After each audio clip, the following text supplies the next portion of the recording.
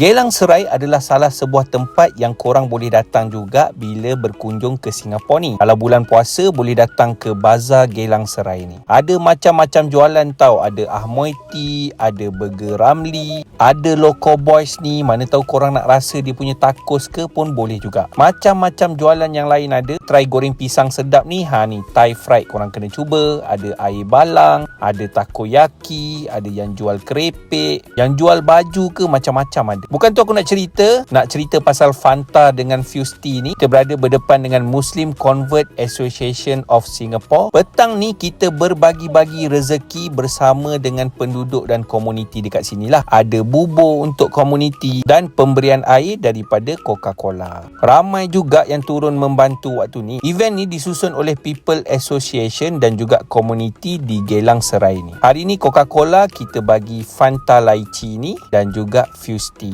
Bukan tu sahaja, untuk makanan Burger King juga sponsor untuk petang ini dan ramai yang dah beratur. Korang tengok punyalah panjang kan. Alhamdulillah, walaupun panjang macam ni, semua orang dapat dan memeriahkan suasana kita pada petang ini.